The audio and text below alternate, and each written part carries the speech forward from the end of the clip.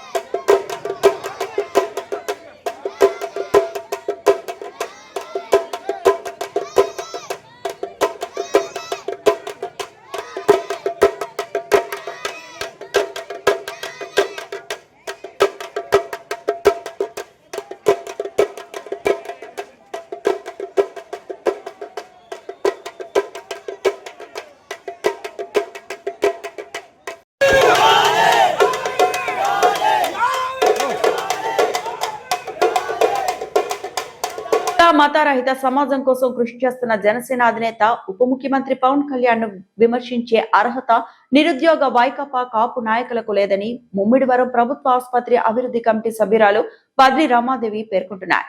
మతరహిత సమాజం కోసం కృషి చేస్తున్న జనసేన అధినేత ఉప ముఖ్యమంత్రి పవన్ కళ్యాణ్ ను విమర్శించే అర్హత నిరుద్యోగ వైకాపా కాపు నాయకులకు లేదని ముమ్మిడివరం ప్రభుత్వ ఆసుపత్రి అభివృద్ధి కమిటీ సభ్యురాలు బద్రి రమాదేవి పేర్కొంటున్నారు. వైకాపాలోకి వెళ్లక ముందు బొత్స సత్యనారాయణ, తోట త్రిమూర్తులు, కురశాల కన్నబాబు తదితరులు జగన్మోహన్ రెడ్డి కుట్ర నేరపూరిత వైఖరిని ఎండగడుతూ పలు సందర్భాల్లో మాట్లాడిన మాటలు వారు మర్చిపోయినా ప్రజలు మర్చిపోలేదని, వీరే మరలా జగన్మోహన్ రెడ్డిని తిరిగి అధికారంలోకి తీసుకురావడానికి కులం పేరుతో చేస్తున్న కుట్రలను ప్రజలంతా తిప్పికొట్టడం జరుగుతుందన్నారు. గంజాయి, రౌడీయిజం, రేపిస్టులకు అండగా ఉండడమే వైకాపా నాయకుల నైజమని, అధికారంలో ఉండగా కాపులకు వైకాపా ప్రభుత్వం ఏం మంచి చేస్తుందో చెప్పి అప్పుడు ఎదుటి వాళ్ళను విమర్శిస్తే మంచిదని హితవు పలికారు. అనవసరంగా కూటమి ప్రభుత్వాన్ని పవన్ కళ్యాణ్ ను విమర్శిస్తే చూస్తూ ఊరుకోమని హెచ్చరించారు. మేము వస్తే కనుక రపరప చూపిస్తాం, లేకపోతే మళ్ళీ మేము వచ్చినప్పుడు ఎలాగ ఉంటుందని చెప్పడంతో పాటు వీళ్ళకి చూపిస్తున్నారు. నేరస్తులు కొమ్ము కాస్తూ వీళ్ళు ఏ విధంగా మేము నేరాలని పెంచుతాం, ఎలాగ చూస్తామని కొమ్ము కాస్తున్నారు. దీనికి మరీ దారుణమైన విషయం ఏంటంటే, సోకాల్డ్ మా కాపు నాయకులు, వైఎస్ఆర్సీపీలో ఉన్న కాపు నాయకులు ఆ విషయం గురించి ఆ వ్యక్తికి అనిపించట్లేదు. అక్కడ ఏదో జరిగిపోయింది, ఏదో మహాత్ముడో లేకపోతే సంఘసేవకుడో ఏదో జరిగిపోయినట్టు చూపించడం అన్నది చాలా హేయమైన చర్య. ఈ సోకాల్డ్ కాపు నాయకులు అందరూ కూడా ఏదో విధంగా పవన్ కళ్యాణ్ గారి మీద బురద జల్లి, అదేవిధంగా జాకీలేసి వైఎస్ఆర్సీపీ పార్టీని, జగన్ని లేపాలని విశ్వప్రయత్నం చేస్తున్నారు. అదంతా కూడా చూస్తున్నారు, జనం అందరూ కూడా చూస్తున్నారు. ఈరోజు అన్ని కులాల వారు, అన్ని మతాల వారు, అన్ని ప్రాంతాల వారు కూడా ఆంధ్ర రాష్ట్రంలో 2024లో 11 సీట్లు ఇచ్చి వైఎస్ఆర్సీపీ పార్టీని అధపాతాలను తొక్కేసింది. ఈ సోకాల్డ్ మా కాపు నాయకులు ఏదో విధంగా ఆ పార్టీ ఊపిరోదాలని, వీరేదో డాక్టర్లాగా ఏదో విధంగా ప్రాణం పోసి ఆ పార్టీ మళ్ళీ బతికించేసి వైఎస్ జగన్మోహన్ రెడ్డిని మళ్ళీ సీఎం చేసేయాలని తాపత్రయం పడుతున్నారు. ఆ తాపత్రయం ఎవ్వరూ నమ్మరు. ఎందుకంటే ఈ సోకాల్డ్ కాపు నాయకులు, ఒక కురసాల కన్నబాబు గారు కానివ్వండి, తోట త్రిమూర్తులు గారు కానివ్వండి, అదే బొత్స సత్యనారాయణ గారు కానివ్వండి, వీరు గతంలో వైఎస్ జగన్మోహన్ రెడ్డి గురించి ఏం మాట్లాడారు అన్నది మనం అందరికీ తెలుసు. అందరూ సోషల్ మీడియాలో చూస్తున్నారు. అతను ఒక క్రిమినల్ కింద, అతను ఒక డెకాయిడ్ కింద ఈ కాపు నాయకులు అందరూ కూడా వర్ణించి, అతను కలాలంటే జైలుకి వెళ్ళి కలాలి, లేకపోతే అతని తండ్రి కులమతాల మధ్యన చిచ్చు రేపడానికి హైదరాబాద్లో అల్లర్లు సృష్టించారని, అతని తండ్రిని అతనే చంపేసుకున్నాడని బొత్స సత్యనారాయణ గారు అంటే, ఇవన్నీ కూడా మర్చిపోయి ఈరోజు ఏదో అతనేదో సచ్చీలులాగా వీళ్ళందరూ కూడా నిరుద్యోగ కాపు నాయకులందరూ కూడా, వైఎస్ఆర్సీపీలో ఉన్న నిరుద్యోగ కాపు నాయకులందరూ కూడా కొమ్ము కాయడానికి ప్రయత్నం చేస్తున్నారు. ప్రజలంతా గమనిస్తున్నారు, చిరాకు పడుతున్నారు. అయితే మొన్న జరిగిన ఈ కాపు వైఎస్ఆర్సీపీ నాయకుల సమావేశం అవహేళనకు గురవింది. ఎందుకు పెట్టుకున్నారో తెలియదు. ఒక నేరస్తుడిని కాపు కాయడానికి ఈ కాపు నాయకులందరూ అక్కడ గుమ్ముకూడి పవన్ కళ్యాణ్ గారి మీద బుర్ర జల్లుతున్నారు. పవన్ కళ్యాణ్ గారికి కులం లేదు, మతం లేదు, ప్రాంతం లేదు. ఆయన ఎక్కడ వరదలు వచ్చినా, ఎక్కడ విపత్తులు జరిగినా అనేక కోట్ల రూపాయలు ఆయన సొంతంగా సంపాదించిన అనేక కోట్ల రూపాయలు విరాళాలుగా ఇచ్చారు. అదేవిధంగా జాతీయవాదం నమ్మిన వ్యక్తిగా నాకు ప్రాంతం, కులం నాకు ముఖ్యం కాదు, నా భారతదేశం నాకు ముఖ్యం అని చెప్పి మొన్న ఢిల్లీలో ఒక కార్యకర్తలందరితో మీటింగ్ పెట్టి ఒక మంచి సందేశం ఇచ్చారు. అదేవిధంగా మిలిటరీ వాళ్ళకి కూడా మన దేశ రక్షణ చూసుకున్న మిలిటరీ వాళ్ళకి కూడా స్వచ్ఛందంగా ఆయన ₹1 ఇవ్వటం, ఇవన్నీ కూడా మనం దృష్టిలో పెట్టుకుని కళ్యాణ్ గారు చేస్తున్న ప్రతి కార్యక్రమం మాకు చాలా గర్వకారణం. మేము చాలా గర్వపడుతున్నాం. ప్రతిదీ కూడా మేము గుండెల మీద చేసుకుని చెప్పగలం. అలాంటి నాయకుడి దగ్గర మేము ఉండి మేము పనిచేస్తున్నాం అన్నది చాలా గర్వంగా ఉంది. ఈ కాపు నాయకులందరూ కూడా బుద్ధి తెచ్చుకుని వీళ్ళందరూ కూడా పవన్ కళ్యాణ్ గారిని విమర్శించడం మానాలి. వాళ్ళ పార్టీకి కావాలితే వాళ్ళ పార్టీకి పనిచేసుకోవచ్చు, కానీ మా పార్టీ కానీ మా నాయకుడిని కానీ విమర్శించే హక్కు, నైతిక హక్కు మీకు లేదని ఈ సందర్భంగా హెచ్చరిస్తూ సెలవు తీసుకున్నాను. అందరికీ నమస్కారం అండి. నా పేరు రమ. నేను ముమ్మడివరం నియోజకవర్గం నుంచి మాట్లాడుతున్నానండి. మొన్న ఏదైతే వైఎస్ఆర్సీపీ వెంకటాయపాలెంలో ఏర్పరచుకున్న ఆత్మీయ సమావేశంలో కాపుల గురించి చాలా దారుణంగా మాట్లాడుతున్నారు. పవన్ కళ్యాణ్ గారు కాపుకే నేను చేస్తానని చెప్పేసి ఏ మీటింగ్లోని చెప్పలేదండి. జనసేన పార్టీ అంటేనే అందరికీ సంబంధించింది. అలాగే రౌడీ రాజకీయం చేసి వైఎస్ఆర్సీపీ పార్టీ ఒక రౌడీ గురించి కాపు నాయకులు ఎవరు స్పందించట్లేదు, పవన్ కళ్యాణ్ స్పందించట్లేదు అని మాట్లాడుతున్నారు. అది కరెక్ట్ కాదండి.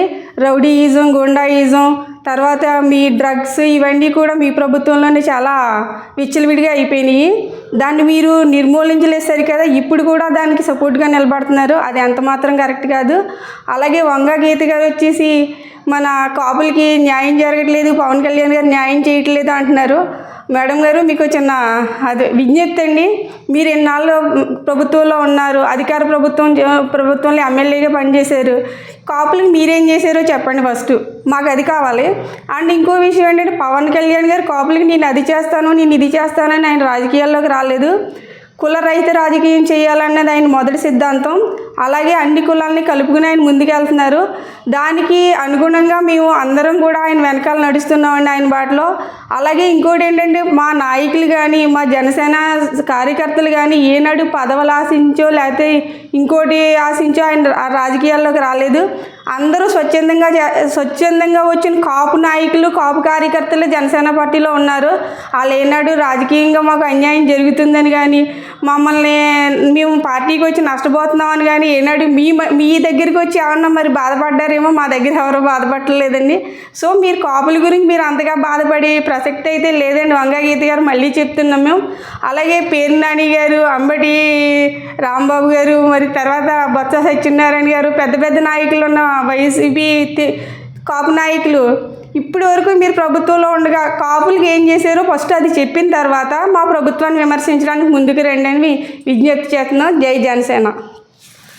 ఉప ముఖ్యమంత్రి జనసేన పార్టీ అధ్యక్షుడు పవన్ కళ్యాణ్ పై విమర్శలు చేసే నైతిక అర్హత వైఎస్ఆర్ కాంగ్రెస్ పార్టీకి లేదని రామచంద్రపురం నియోజకవర్గ కూటమి పార్టీ నాయకులు తీవ్ర స్థాయిలో మండిపడ్డారు. ఉప ముఖ్యమంత్రి జనసేన పార్టీ అధ్యక్షుడు పవన్ కళ్యాణ్ పై విమర్శలు చేసే నైతిక అర్హత వైఎస్ఆర్ కాంగ్రెస్ పార్టీకి లేదని రామచంద్రపురం నియోజకవర్గ కూటమి పార్టీ నాయకులు తీవ్ర స్థాయిలో మండిపడ్డారు. అధికారంలో ఉన్నప్పుడు కాపు సమాజానికి ఇచ్చిన హామీలను విస్మరించి ఇప్పుడు కాపుల పేరుతో సమావేశాలు నిర్వహించడం రాజకీయ దివాలా కోరుతనానికి నిదర్శనమని విమర్శించారు. కార్యనిర్వాహక విలేకరులు కానీ పెద్దలందరూ ఇక్కడ ఉంటారని చెప్పి ఈ కార్యక్రమం ఇక్కడ ఏర్పాటు చేయడం జరిగింది. ఎందుకంటే మీ ద్వారా ఒక రాష్ట్రంలో జరిగిన ఒక అన్యాయమైన సంఘటన, తూర్పుగోదావరి జిల్లా మెండపేటలో 8/3/22 సంవత్సరంలో ఈ యొక్క వైసీపీ ప్రభుత్వంలో చోటు చేసుకున్న ఒక దురదృష్టకరమైన సంఘటన మీ అందరి దృష్టికి తీసుకురావాలని చెప్పి పత్రికా సమావేశం ఏర్పాటు చేయడం జరిగింది. అలాగే ఈ పత్రికా సమావేశానికి ఎవరైతే బాధిత కుటుంబం ఉన్నారో ప్రగడ రాంబాబు గారు, ప్రగడ కుమారి గారు, ప్రగడ వెంకటేష్ గారు, ప్రగడ సతీష్ వారి కుటుంబ సభ్యులు అందరూ కూడా ఈరోజు ఈ యొక్క పత్రికా సమావేశానికి ఏర్పాటు రావడం జరిగింది. ఈ యొక్క పత్రికా సమావేశానికి ముఖ్య కారణం 8/3/22 సంవత్సరంలో ప్రగడ కృష్ణ భగవాన్ అనే ఈ యువకుడు స్థానికంగా వాళ్ళ ఇంటి దగ్గరలోనే ఉన్న ఒక వారి సామాజిక వర్గానికి చెందిన వేరే సామాజిక వర్గానికి చెందిన ఒక అమ్మాయిని ప్రేమించడం జరిగింది. ప్రేమిస్తే ఆ ప్రేమించిన అమ్మాయి తాలూకు వ్యక్తి సోమిరెడ్డి అనే వ్యక్తి, సత్తి సోమిరెడ్డి వ్యక్తి వైష్ణవి కాలేజ్ ప్రిన్సిపాల్. అతను మెండపేటలో ఉన్న వైష్ణవి కాలేజ్ యొక్క ప్రిన్సిపాల్. ఈ అబ్బాయి ప్రేమించాడని చెప్పి ఆ రోజు ఉన్నట్టు అక్కడ డిఎస్పీగా ఉన్నటువంటి డి బాలచంద్రారెడ్డి అని ఒక డిఎస్పీ, ఒక దుర్మార్గమైన డిఎస్పీ ఆ రోజు అక్కడ ఉన్నాడు. అతను ఈ సత్తి సోమిరెడ్డి అలాగే స్థానికంగా ఉన్నటువంటి సిఐ అందరూ కలిసి ఈ యువకుడిని చిత్రహింసలు గురి చేస్తే ఆ యువకుడు అదే రోజు సాయంకాలం ఆత్మహత్య చేసుకుని చనిపోవడం జరిగింది. మరుసటి రోజు ఆ ఆత్మహత్య చేసుకున్న సంఘటనలో మేమందరం తీసుకెళ్ళి మా మెండపేట పట్టణంలో ఏదైతే కలపూ సెంటర్ ఉందో ఆ కలపూ సెంటర్లో విగ్రహాన్ని పెట్టి ఆ యొక్క డెడ్ బాడీని పెట్టి వారి మీద చర్య తీసుకోమని మేము అప్పుడు డిమాండ్ చేస్తే ఆ రోజు ఉన్నటువంటి డిఎస్పీ బాలచంద్రారెడ్డి మా అందరిపైన కేసులు కట్టి మాతో పాటు 100 మంది కాపు యువకులపై కేసులు కట్టి వారందరినీ కూడా నిర్బంధించి మమ్మల్ని అందరినీ ఒక గదిలో పెట్టి నిర్బంధించి ఆ యొక్క డెడ్ బాడీని ఆ రోజు పోస్ట్మార్టం తరలించడం జరిగింది. ఆ రోజు మా మెండపేట నియోజకవర్గంలో వైసీపీ పార్టీ తరఫున మండలి ఈరోజు శాసన మండలి సభ్యుడిగా ఉన్నటువంటి తోట త్రిమూర్తులు గారు అక్కడ ఎమ్మెల్సీగా ఏదైతే నియోజకవర్గ ఇన్ఛార్జిగా కూడా కొనసాగడం జరిగింది. ఆ రోజు కనీసం తోట త్రిమూర్తులు అనే వ్యక్తి ఈ యొక్క సోదరుల్ని పరామర్శించడం కానీ ఈ కాపు కుటుంబానికి చెందిన ఈ కుటుంబానికి పరామర్శ చేయడానికి కూడా రాలేదు. ఆ రోజు స్థానికంగా జనసేన పార్టీ తరఫున నేను, ఆ రోజు స్థానిక శాసనసభ్యుడు జోగేశ్వరరావు గారు అందరం కూడా అక్కడికి వెళ్ళి నిలబడితే మమ్మల్ని అందరినీ ఒక గదిలో నిర్బంధించి ఆ రోజు బాలచంద్రారెడ్డి అనే వ్యక్తి ఆ రోజు అక్కడ డెడ్ బాడీని అక్కడి నుంచి తరలించడం జరిగింది. డెడ్ బాడీని తరలించిన తర్వాత మేము పలు విధాలుగా కోర్టు ద్వారా మాకు అక్కడ న్యాయ సహకారం అందించిన సోదరుడు దూల్ సయ్యరాజ్ గారు, మా అడ్వకేట్ గారు కూడా ఇక్కడ రావడం జరిగింది. ఇదే తోట త్రిమూర్తులు గారు కనీసం ఆ యొక్క రెడ్డి బాలచంద్రారెడ్డి పైన కానీ ఆ యొక్క సోమిరెడ్డిపై కానీ ఎటువంటి చర్య తీసుకోలేదు.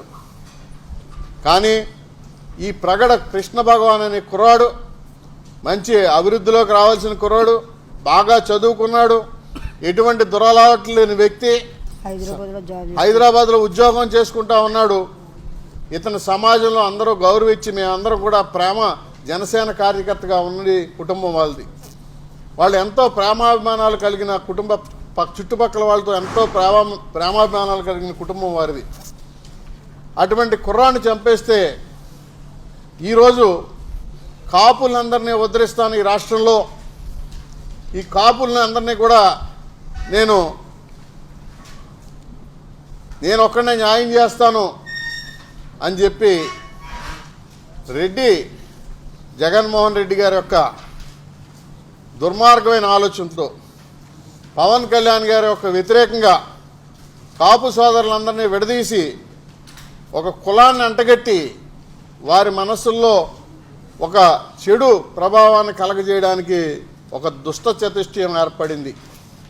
మొన్న 21వ తారీఖు ఆదివారం నాడు అటువంటి పరిస్థితుల్లో ఈరోజు కోర్టు ద్వారా మా న్యాయ పోరాటం కొనసాగిస్తూ ఉన్నాం. దాన్ని ఈ పత్రికా ముఖంగా ఈ రాష్ట్రంలో ఉన్న ప్రతి ఒక్క కాపు సోదరులకు, అలాగే ఇక్కడికి విచ్చేసిన పత్రికా సోదరుల ద్వారా ఈ యొక్క కుటుంబానికి జరిగిన అన్యాయాన్ని ప్రజల మధ్యకి తీసుకెళ్ళడం కోసం ఈ సమావేశంలో మీ అందరికీ తెలియజేసుకుంటూ, ముందుగా వారి తల్లిగారు తమను ఉద్దేశించి మాట్లాడతారు. దయచేసి ఒకసారి మీరు ఎవరన్నా అడగవలసినవి కూడా అడగవలసి ఉంటే. నమస్కారం, నా పేరు ప్రగడ కుమారి, మాది మెండపేట నియోజకవర్గం.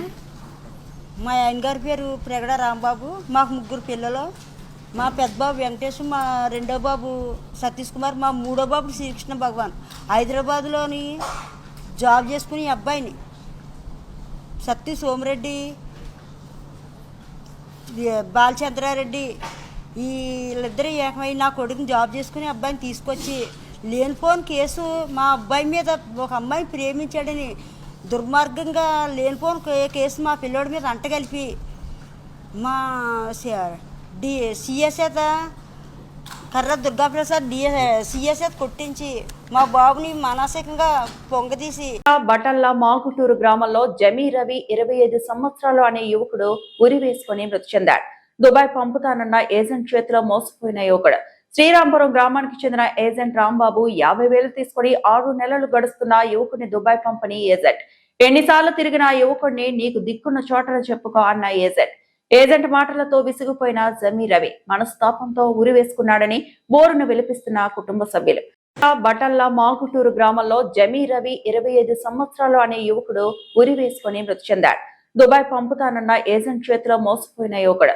శ్రీరాంపురం గ్రామానికి చెందిన ఏజెంట్ రాంబాబు 50,000 తీసుకుని 6 నెలలు గడుస్తున్న యువకుడిని దుబాయ్ పంపని ఏజెంట్. ఎన్నిసార్లు తిరిగిన యువకుడిని నీకు దిక్కున్న చోటన చెప్పుకో అన్న ఏజెంట్ మాటలతో విసిగిపోయిన జమీ రవి మనస్తాపంతో ఉరి వేసుకున్నాడని బోరును విలిపిస్తున్న కుటుంబ సభ్యులు. ఏజెంట్ పై చర్యలు తీసుకుని తమకు న్యాయం చేయాలని కోరుతున్న కుటుంబ సభ్యులు. కేసు నమోదు చేసి దర్యాప్తు చేస్తున్న పోలీసులు పంచనామా నిమిత్తం మృతదేహాన్ని తణుకు ప్రభుత్వ ఆసుపత్రికి తరలించారు.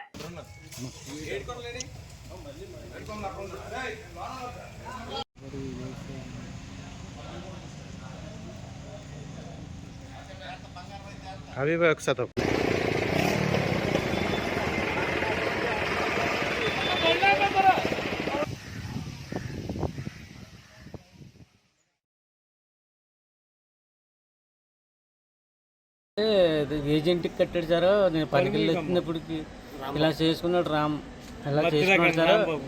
ఇలాగా ఊరేసి చచ్చిపోయాడు సార్. డబ్బులు కట్టాం ఆడు ఇవ్వలేదు అన్నాడు అండి సార్. అందుకే నేను ఇలాగ బాధపడి ఊరేసి చచ్చిపోయి నేను పనికి వెళ్ళి వచ్చాను సార్. మీ పేరు? జామ్ సూరిబాబు సార్, తండ్రిని సార్. మీ అబ్బాయి పేరు? Jam Raj sir. Jam Bulraj అన్న సారు. ఇలా మా మనవడన్న, మా అన్న కొడుకు మా మనవడు ఇలా జరిగిందండి. డబ్బులు కట్టాడండి. డబ్బులు కడితేనేమో ఇలా పట్టించుకోదండి. డబ్బుల గురించి బెంగ కట్టుకుని చచ్చిపోయాడండి. బాబు ఊరేసి చచ్చిపోయాడండి. మీరు ఏదైనా న్యాయం చేయాలండి మేము కోరుతున్నామండి సార్. ఇంకేం కాదండి బాబు, తలమండి బాబు చేతికి వచ్చినట్టు చచ్చిపోయాడండి బాబు. వాళ్ళ చచ్చిపోయాడండి మధ్యరకం ఏజెంట్ వాళ్ళండి బాబు. పేరు రాంబాబు అండి. మా ఇంకన్నా కూడా రాంబాబు అండి. అసలుడేమో పెను అది ఏంటిది పెనుమంటారు సారు. దాని గురించి ఇలా సమాధానం చెప్పగా ఈడ బెంగటి నుంచి చచ్చిపోయాడండి బాబు. మందు కూడా కాదు, ఇది ఊరేసి చచ్చిపోయాడు సారు. దాని గురించి మీరు ఏం చెయ్యాలని చూస్తున్నామండి. ఆలమూరులోని భూమి మా హక్కు కార్యక్రమంలో భాగంగా రైతులకు పట్టాదారు పాస్ పుస్తకాల్లో మాజీ మంత్రి ఆచంట ఎమ్మెల్యే పితాని సత్యనారాయణ అందించారు. ఈ సందర్భంగా మాట్లాడుతూ కూటమి ప్రభుత్వం భూమి యజమాని హక్కులను సంరక్షిస్తూ రైతు భూమిపై సర్వ హక్కులు రైతుకే ఉండేలా చట్టాలను రూపొందిస్తుందని అన్నారు. గత ప్రభుత్వంలో జగన్మోహన్ రెడ్డి భూ హక్కు చట్టాన్ని తీసుకొచ్చి సరిహద్దురాళ్లు పట్టాదారు పాస్ పుస్తకాలు తన ఫోటోను ముద్రించుకున్నారని మండిపడ్డారు. రిజిస్ట్రేషన్ చేసుకున్న డాక్యుమెంట్స్ సైతం రైతులకు జిరాక్స్ మాత్రమే ఇచ్చేవారని గుర్తు చేశారు.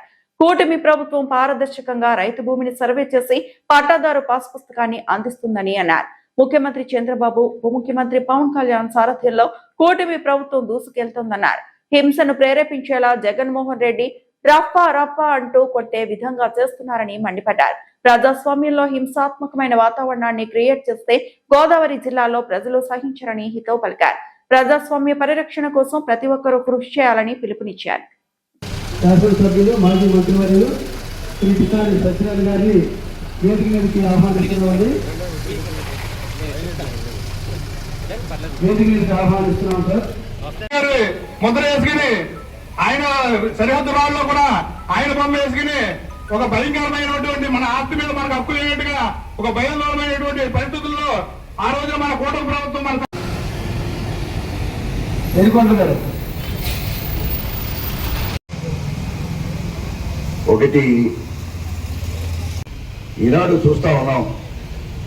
మేము అధికారికి వచ్చిన తర్వాత పాత సర్వే సంబంధించిన హెచ్చు తగ్గుల కోసం 3 సార్లు రెవెన్యూ సదస్సులు పెట్టాం. మీ గ్రామం కూడా వచ్చాం. తద్వారా ఏంటంటే ఈ భూమిని పరిరక్షించడానికి సంబంధించిన ప్రభుత్వ యజమాన్య మీ హక్కులు కాపాడడం కోసం మీ భూమి యొక్క హక్కుల్ని కాపాడడంలో ప్రభుత్వం సఫలీకృతమైంది. ఈనాడు కూటమి ప్రభుత్వం చంద్రబాబు నాయుడు నాయకత్వంలో అని చెప్పడానికి వచ్చారు. అదే రీతిలో ఈరోజు పట్టాదారు పాస్ పుస్తకం వస్తా ఉన్నాం. ఈ పట్టాదారు పాస్ పుస్తకం కావాలంటే గత ప్రభుత్వంలో సర్వేదారులో ఆయన బొమ్మ, జగన్మోహన్ రెడ్డి గారి బొమ్మ, కోడిగుడ్లో ఆయన బొమ్మ, ఆఖరికి పాస్బుక్లో ఆయన బొమ్మ, ఆఖరికి సిక్కీలు అంటారు చిన్నపిల్లలకి ఏ అంగన్వాడీలో పెడితే ఆయన బొమ్మ. అంటే బొమ్మలు పిచ్చి పట్టుకుని ఆయన ఏదో వ్యవహారం చేసుకున్నాడు. అదే కాకుండా ఈనాడు ఈ ప్రభుత్వం ఏం చేస్తుంది, 2024 తర్వాత మీ ఆలమూరు గ్రామం సర్వే పెట్టా. మొట్టమొదటి గ్రామం ఆలమూరే ఈ మండలంలో. సర్వే చేసిన తర్వాత మీకు మిగిలిన పట్టాదారు పాస్ పుస్తకాలు 26. మీకుండే గ్రామంలో 641 ఉంటే 615,000 పాస్ పుస్తకాలు ఇస్తాం. ఎంత ట్రాన్స్పరెంట్గా జరుగుతుందో చూడండి. చూసా 26 మంది ఎవరంటే భూమి నాకు తేడా ఉందని చెప్తున్న వాళ్ళు మళ్ళీ వెరిఫై చేయడానికి మళ్ళీ ఫిర్యాదు చేస్తే దాగింది. దీంట్లో మరణించిన వాడు 1, 2, 3, 4 ప్రభుత్వ పారదర్శితో చేస్తున్న ఒక పని, మీ భూమి యొక్క హక్కుని కాలరాసి ఒక ల్యాండ్ టైటిలింగ్ యాక్ట్ వస్తే దాన్ని కూడా ఎలక్షన్ ముందు మేము హామీ ఇచ్చాం, రద్దు చేశాం. కొత్త చట్టం ఇంకా తీసుకురాలేదు. ముందు ఈ భూమి యొక్క హద్దుల్ని సర్వేలు చేస్తూ భూ యజమానికి సంబంధించిన ఫిర్యాదులు ఉంటే అన్ని సరి చేస్తుంది, పాస్బుక్లు ఇచ్చి. రెండోది, గత ప్రభుత్వంలో ఏం చేశారంటే పూర్వం నుంచి మనకు అలవాటు ఉంది, రిజిస్ట్రేషన్ చేస్తే ఒరిజినల్ డాక్యుమెంట్ ఎవరు రావాలి, కొన్నవాడి దగ్గరకు ఉండాలా. లింక్ డాక్యుమెంట్ కూడా కొన్నవాడి దగ్గర రావాలా. గత ప్రభుత్వం జగన్మోహన్ రెడ్డి గారి ప్రభుత్వం ఏం చేసిందంటే డబ్బులు మీరు కట్టాలి, 11%, 12% స్టాంప్ డ్యూటీ. మీకు ఒరిజినల్ డాక్యుమెంట్ ఇవ్వడానికి ఏం లేదు. ఒక జిరాక్స్ కాపీని ఇచ్చే ఒక విధానాన్ని పెట్టి అయోమయమైన పరిస్థితి కూడా తీసుకొచ్చిన జగన్మోహన్ రెడ్డి ప్రభుత్వం ఇవాళ నీతి కౌంటర్ చేస్తా ఉంది. ఏమని? సూపర్ 6 పథకం అమలు చేయలేదని, ఈ ప్రభుత్వం అంతా అన్యాయం చేసేస్తుందని, మళ్ళీ మన ప్రభుత్వం వస్తుందని. దీంట్లో మరి ఎలా వచ్చాకో తెలియదు. ఎలక్షన్ జరగాలి కదా మనకి. 3 సంవత్సరాలు ఉంది, 2 సంవత్సరాలు అయింది పూర్తిగా. చేయండి, తప్పకుండా ప్రతిపక్ష పాత్ర మీరు పోషిస్తే ప్రజలు ఆదరిస్తే మంచిదే. ప్రజాస్వామ్య విలువలు లేకుండా ఒకటి చెప్తాడు ఆయన, రఫ్ అంట. ఎక్కడ చేస్తావు రఫ్లో? ఎవరు చేస్తావు? జగన్మోహన్ రెడ్డి రఫ్ యొక్క విధానాన్ని ఉభయ గోదావరి జిల్లాలో ఎవరు సహించడనే మాట చెప్తామా ధైర్యంగా. వీళ్ళు రఫ్లా ఆడుకుంటారా మమ్మల్ని? ప్రజలతో ఆడుకుంటారా? ఇది చెప్పండి. మీరు ఎవరితో ఆడుకుంటారు? మీరు రఫ్ తెలుగుదేశం కార్యకర్తలు కొడతారా? జనసేన కార్యకర్తలు కొడతారా? భారతీయ జనతా పార్టీ కార్యకర్తలు మీరు రఫ్లు చేసి ఏం చేస్తావు నువ్వు? విధానాన్ని మార్చుకోండి. జగన్మోహన్ రెడ్డి గారు పార్టీ పెద్దల గారా రఫ్ అనే మాట ఇది సహించలేని ఒక గోదావరి జిల్లాల యొక్క వరవనే శాంతి కోరుకుంటుంది. అంతే తప్ప రఫ్లు రాయలసీమలో కొట్టుకోండి, అక్కడ కూడా లేదు. ఇప్పుడు హత్యా రాజకీయాలు తగ్గిపోయాయి, కానీ మళ్ళీ జగన్మోహన్ వచ్చిందంటే హత్యా రాజకీయాలు పాత్ర ఇచ్చే విధంగా ఆయన మాట్లాడుతున్న తీరుని తీవ్రంగా ఖండిస్తున్నా. ప్రజాస్వామ్య విలువలకి కాపాడమని మరొకసారి కోరుకుంటా ఉన్నాం. తేతని శ్రీనివాసరెడ్డి గారు, సత్తి శ్రీనివాసరెడ్డి గారు,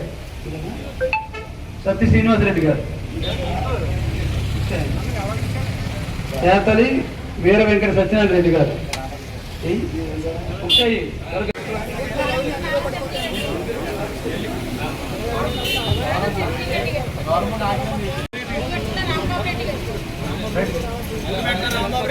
ఉడుమెట్ల రాంబాబు రెడ్డి గారు, ఉడుమెట్ల రామ్ ఉడిమెట్ల రాంబాబు రెడ్డి గారు. రాంబాబు రెడ్డి గారు రండి. ఉడిమెట్ల రాంబాబు రెడ్డి గారు. వారంపూడి మహాలక్ష్మి గారు. మీరా? మీరేంటి? అదే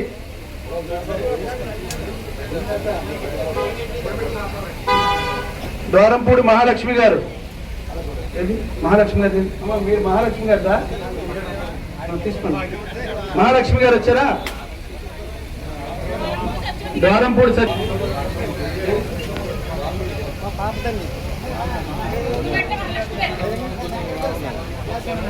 మణి గారు ఇదేనా?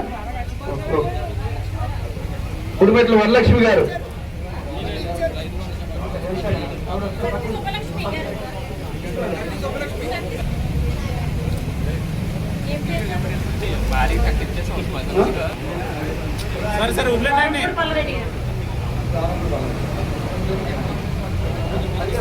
వార్తలంతటితో సమాప్తం.